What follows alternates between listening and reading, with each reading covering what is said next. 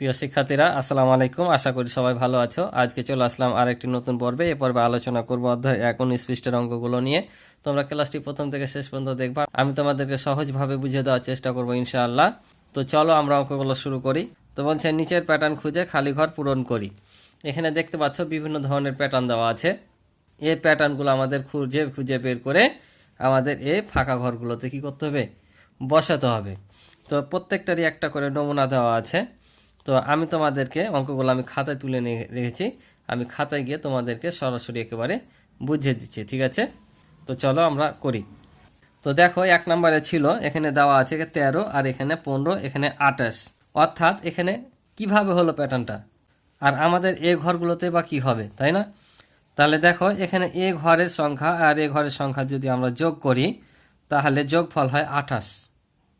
দেখো, 5 আর 3 8, 1 আর 1 2, 28। তার মানে আমরা যদি ওপরের দুইটা ঘর যোগ করি তাহলে নিচেরটা পাবো। বুঝতে পারছো? এই প্যাটার্নটির ধারা হচ্ছে ওপরের দুটো যোগফল সমান নিচেরটা। তাহলে উপরে দুটো যোগফল যদি নিচেরটা হয় তাহলে এই দুটো যোগফল করে নিচে আমরা বসাবো। তার যোগ করি নর্মালি, 2 আর 1 কত? 3, আর 3 আর 2 হচ্ছে 5, 53। ঠিক আছে না? সিম্পল। তাহলে এটাও তাই, যোগ করে দাও। তাহলে 8-এর সাথে 0 যোগ করলে 8, আর 4 আর 2 হচ্ছে 6, 68। আমাদের উত্তর শেষ। কি একবারই সিম্পল না? একবারই সিম্পল। প্যাটার্ন মানে হচ্ছে বুদ্ধির খেলা। তোমাকে বুদ্ধি করে খুঁজে খুঁজে বের করতে হবে। বুঝতে পারছো?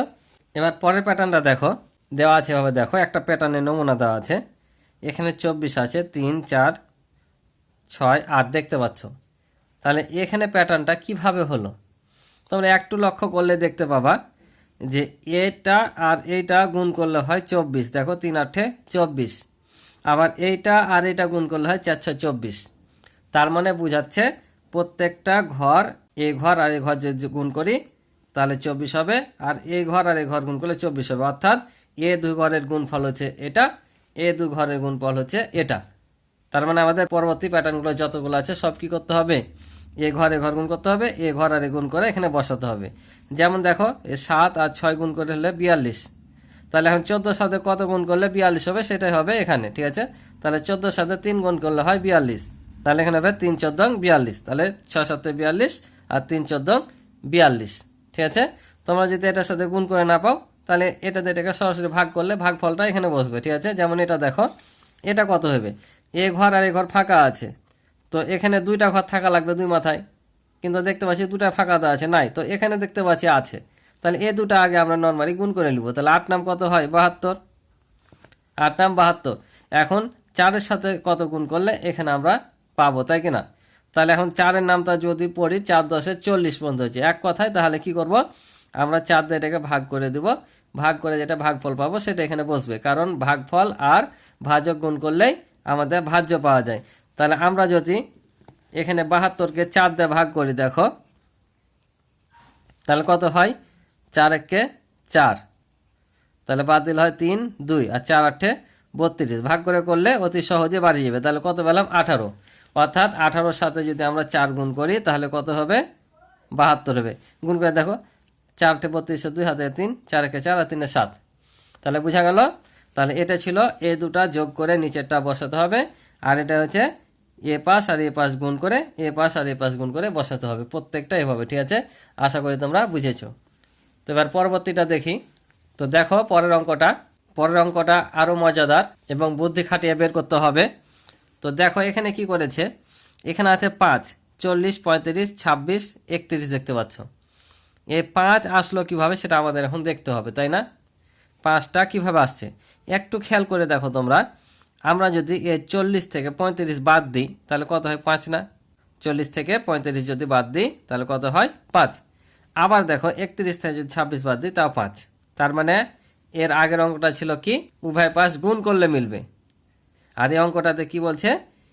এই এক পাশ থেকে আর এক পাশ বিয়োগ করে মিলছে। 40 থেকে 35 বাদ দিলে 5, 31 থেকে 26 বাদ দিলে 5। এটাও দেখো, যদি 27 থেকে 19 বাদ দিই তাও 8, 24 থেকে যদি 16 বাদ দিই তাও 8। তাহলে এটা কি হবে বলো? তাহলে বিয়োগ করে বসিয়ে দেবো। তাহলে 22 থেকে 15 বাদ দিলে কত? 7। আবার 18 থেকে 11 বাদ দিল 7। উত্তর শেষ। আশা করি বুঝেছো।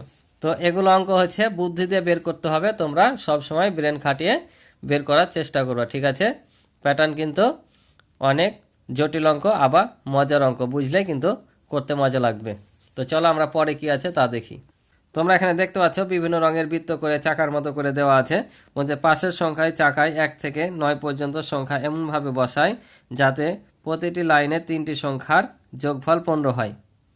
অর্থাৎ বলছে এখানে এমন কিছু সংখ্যা বসায় যেন কি হয় 1 থেকে 9 পর্যন্ত, কিন্তু 1 থেকে 9 পর্যন্ত এমন সংখ্যা বসায় যেন যোগফল কত হয়, উভয় দিকে 15 হয়। তো এদিক থেকে 15 হবে, এদিকে 15 হবে, এদিকে 15 হবে, তুমি যে দিক দিয়ে গুণ করো না কেন 15 হবে।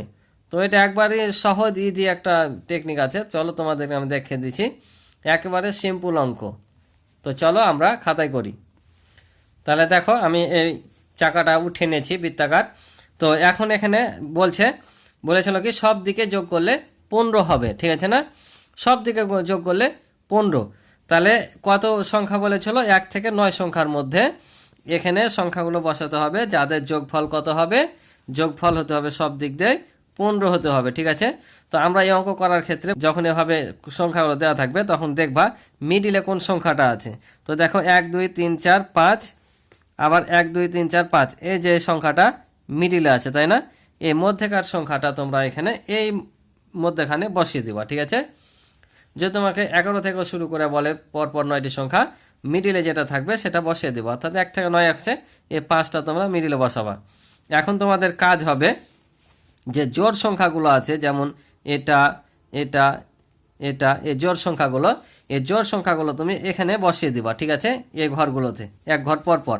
অর্থাৎ এখানে এখানে 6 8, এই যে এক ঘর পর পর আমরা কি করলাম, জোড় সংখ্যাগুলো বসিয়ে দিলাম। তো এখন দেখো মনে করো আমরা এই লাইনটা 15 করব, এই লাইনটা, ঠিক আছে, এটা চাকার মতো দিয়েছে কিন্তু এটার মধ্যেও পড়বে, এই তিনটাও যোগ করে কিন্তু আমাদের মিলাতে হবে, ঠিক আছে। কি বললাম, এই তিনটাও যোগ করে মিলাতে হবে। তাহলে আমরা এইটা আর এটা যদি যোগ করি তাহলে কত হবে, 8 হবে না। তাহলে আমাদের উভয় দিকে কত হতে হবে, 15 হতে হবে। তাহলে 15 থেকে যদি আমরা 8 বাদ দিই তাহলে কত হয়, 7। তাহলে এখানে আমরা 7 দিলাম। তাহলে এই তিনটা যোগ করলে হবে আমাদের 8। অর্থাৎ এখানে গোল দেওয়া আছে কিন্তু আমাদের শুধু এদিক এদিক এদিক না, আমাদের এদিকও 3 ঘর, মানে এই 3 ঘর, এই 3 ঘর, এই 3 ঘর মিলাতে হবে, ঠিক আছে। আবারও এই 3 ঘর, এই 3 ঘর, এই 3 ঘর, 3 ঘর 3 ঘর করে আমাদের সব দিকে 15 আসবে। তাহলে এবার দেখো আমরা এটা আর এটা পাইলাম, তাহলে 7 5 যোগ করলে কত হয়, 12। তাহলে 15 থেকে যদি আমরা 12 বাদ দিই কত থাকে, 3। তাহলে এখানে বসবে 3। এবার দেখো এটা আর এটা যোগ করলে কত হয়, 14। 15 থেকে যদি 14 বাদ দিই কত হয়, 1। তাহলে এখানে বসবে 1। এবার দেখো 5 আর 1 কত হয়, 6। 5 আর 1 6, তাহলে 15 থেকে 6 বাদ দিলে কত হয়, তাহলে 9। আমাদের এখানে 9 বসবে, ঠিক আছে। এবার তোমরা যোগ করো, সব দিক দিয়ে 15 হবে। এদিক দিয়ে যোগ করে দেখো 5 আর 6 11, আর 4 হচ্ছে 15। এদিক দিয়ে যোগ করো 15, আবার এদিক দিয়ে যোগ করো 15 হবে, 8 5 13 আর 2 15। আবার যোগ করো 5 আর 3 8 7 15, যে দিক দিয়ে যোগ করো না কেন 15 আসবে। তাহলে কোন দিক, এই দিক, এই দিক, এই দিক, এই দিক, আবার এই তিনটা, এই তিনটা, এই তিনটা, এই তিনটা, এই তিনটা কিন্তু না, বুঝেছ, এই তিনটা নিতে হবে, এ সোজাসুজি, এ সোজাসুজি, এ সোজাসুজি, আবার এ সোজা, এ সোজা, এ সোজা। আশা করি তোমরা বুঝেছো। পরে আর একটি অঙ্ক আছে দেখি, বলছে সহপাঠীদের সঙ্গে আলোচনা করে নিয়ম খুঁজে বের করে প্যাটার্ন সম্পন্ন করি। অর্থাৎ এখানে একটা প্যাটার্ন দেওয়া আছে, এটা নিয়ম খুঁজে সহপাঠীর সাথে আলোচনা করে বলছে খালি ঘরটা পূরণ করতে হবে। এখানে দেওয়া আছে দেখো 0 1 1 2 3 5 8 13 এভাবে দেওয়া আছে।